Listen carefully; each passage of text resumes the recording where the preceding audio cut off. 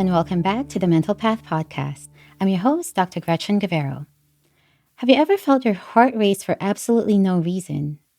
Or maybe you get that constant knot in your stomach that just won't go away. That's anxiety, and if that sounds familiar, you're definitely not alone. I'm a psychiatrist and therapist, and on this podcast, I share simple and practical tools to help you take charge of your mental health and feel more in control. My approach mixes personal development, psychology, and medical science, all designed to build resilience and help you think and feel better. Today, we're diving into an overview of anxiety, something that touches all of our lives at some point. Anxiety can be a fleeting moment, like before a big presentation, or it can feel overwhelming and really impact your day-to-day life. In this episode, we'll discuss the basics: what anxiety is, how it shows up in your body, thoughts, and experiences, and most importantly, what you can actually do about it. We're starting with the fundamentals today, and in future episodes, we'll go deeper. We'll explore how anxiety connects to specific medical and mental health conditions and how it pops up in different life situations. So, what exactly is anxiety?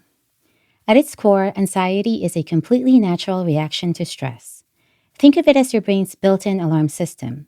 It's designed to alert and prepare your body when it senses potential dangers.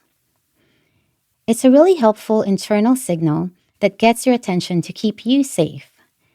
This could be from real physical danger, like way back when early humans had to run from wild animals, all the way to modern dangers, like failing an interview, facing financial worries, or even just avoiding heartbreak.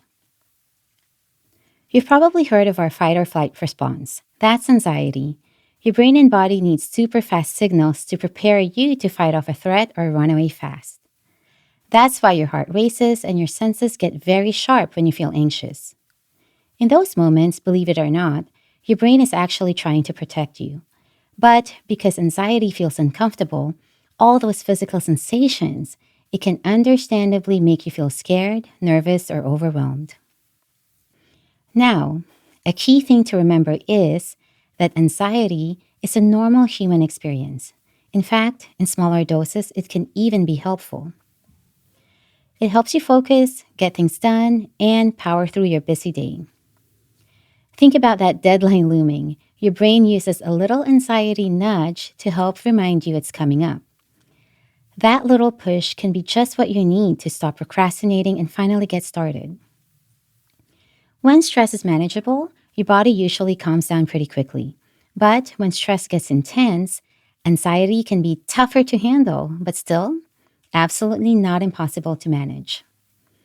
Sometimes that anxiety alarm system can get a little oversensitive, like situations of post-traumatic stress or obsessive-compulsive disorder or other conditions. But even when anxiety is really challenging, remind yourself that your brain is so adaptable, it can learn effective ways to cope. We'll definitely be exploring conditions like PTSD and OCD in more detail in future episodes, so stay tuned. Now, let's talk a bit about what's happening in your nervous system when anxiety shows up. Understanding the basic brain biology of anxiety can be so helpful because it reminds us to be kinder to ourselves. Sometimes it's really reassuring to remember that your body is just doing its job, reacting in a way it's designed to. Anxiety isn't a sign of weakness or of personal failing. It's often just biology doing its thing. Let's focus on just two key brain parts involved in anxiety. First, the amygdala. It's a tiny almond-shaped part in your brain that serves as a personal alarm system, constantly scanning for danger. When it detects something that might be a threat, it turns on your fight or flight response, making you feel anxious and alert, ready to react. Then the prefrontal cortex, located in the front of your brain right behind your forehead. This is the logical part of your brain. It helps you think things through, assess situations calmly, and decide what to do. It's so important for keeping your emotions in check and regulating that anxiety response from the amygdala. These parts of your brain talk to each other and send signals to your body using natural chemicals. You can think of them as brain messengers. You might have heard of some of them, things like serotonin, GABA, adrenaline, and cortisol. They're so valuable, these natural chemicals. They help us feel physically and emotionally healthy. When these brain messengers are balanced, they beautifully support our overall well being and mental health. But too much or too little of some can cause problems. For example, serotonin, which is often called the feel good chemical, it helps regulate mood and keeps us calm. But too little serotonin can contribute to anxiety and those looping, ruminating thoughts so annoying. GABA is like a natural calming agent. It helps you feel relaxed, but too much GABA can make you drowsy. That's great for sleep, but not so great when you're trying to be alert. Adrenaline, on the other hand, increases alertness and gets your body ready for action. Too much adrenaline can make anxiety feel even stronger, causing restlessness and those uncomfortable physical sensations. I love coffee. It increases adrenaline, which is why it can make you alert, but too much can make you jittery and anxious. There's also cortisol, that stress hormone, the stress response helper. Small bursts of cortisol are helpful. They alert you when you need to do something. But when cortisol is constantly high, like chronic stress, it can mess with your mood, immune system, and even your sleep. So, your body has this sophisticated system to support both your physical and mental health. It's designed to help you recognize and manage all kinds of stress, from the big scary stuff to the everyday hassles. When I say stress or danger, remember we're not just talking about running from a bear. We're also talking about modern day stressors, work deadlines, money worries, relationship problems, bad news, traffic jams, you name it. With all this in mind, I really want you to start thinking of anxiety as a signal, a message from your amazing nervous system. Physically, anxiety can show up in so many ways. You might feel your heart racing, your palms sweating, trembling, or just plain restless. It can mess with your sleep. For some, it's a mild, funny feeling like butterflies in your stomach. For others, it can be full blown nausea or even diarrhea. Psychologically, anxiety shows up as racing thoughts, overthinking, like a playlist of worries on repeat, jumping to worst case scenarios, and just a general feeling of fear or unease. Now, do you know that anxiety and excitement actually share a lot in common? The same brain chemicals are involved, causing similar physical sensations and activating the same fight or flight system. The real difference comes down to how your brain interprets the signals in the situation. This interpretation is shaped by your past experiences, memories, your whole life story, and even your personality, whether you tend to be more of a pessimist or an optimist. That front part of your brain helps you decide, is this situation something scary, something to worry about, or is it actually something potentially positive or rewarding, something to be excited about? Think about riding a roller coaster or going skydiving. You can feel both anxiety and excitement. Even a first date, gosh, that can bring on a mix of nervous anticipation and excitement. This means it's really important to try and figure out what's truly causing your anxiety when it pops up.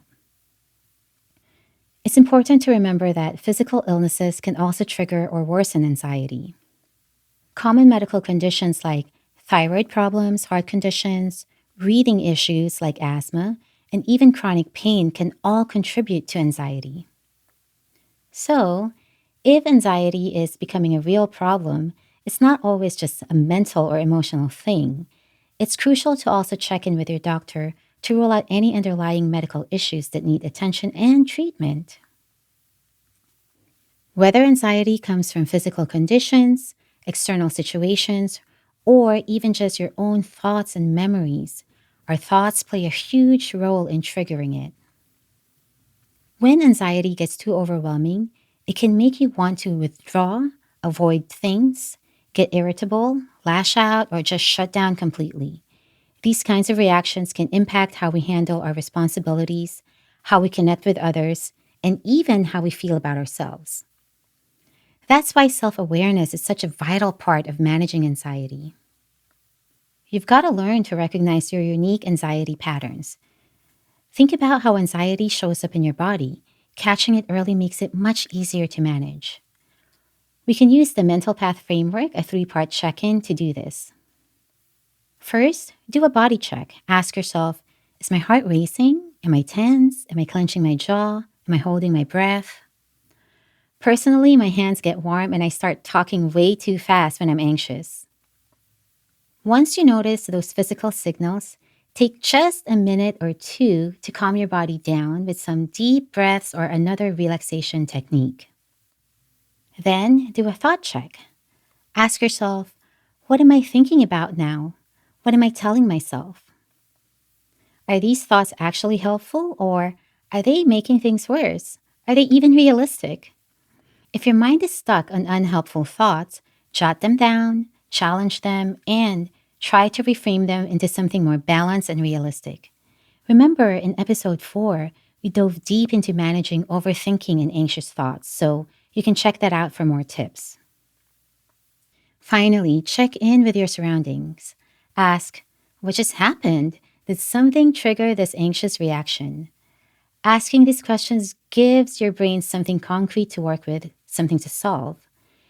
If we feel aimless and without a starting point, that can actually make anxiety worse. I really hope that understanding a bit more about anxiety helps you see it a little differently, maybe even appreciate it a bit more. It's such a natural signal from your brain. It's so helpful. So, next time you feel it coming on, instead of instantly thinking, oh no, what's wrong with me? Try asking yourself, okay, what is my brain trying to tell me right now? Then, use your 3-part check-in, body, thought, surroundings, as your starting point. This gives you a sense of control and a healthy way to begin managing anxiety.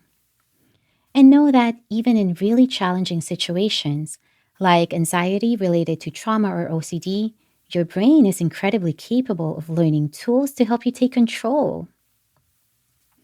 Now that you have a little bit more knowledge about anxiety and how to spot it early, in our next episode, we'll discuss what to do when anxiety arises. We'll talk about regulating your nervous system, reframing anxious thoughts, and taking action without getting overwhelmed. Have you noticed anxiety showing up in unexpected ways for you? The more you understand your own anxiety patterns, the more power you have to guide it and manage it. Life feels much better when we can do that. Thanks so much for spending your time with me today. We have just one more episode left for Season 1 of the Mental Path podcast. If there are any topics you'd love for me to cover next season, please drop a comment below. I'm already planning Season 2, and that will kick off in March. I definitely want to hear your ideas. And finally, if you know someone who struggles with anxiety and could really use this information, please do share this episode with them.